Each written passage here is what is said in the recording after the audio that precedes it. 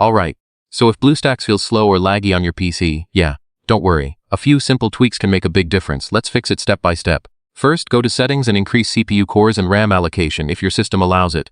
Now switch performance mode to high performance for better speed. If your PC is not very powerful, reduce the screen resolution to improve performance. Try switching between graphics modes like performance or compatibility to see what works best.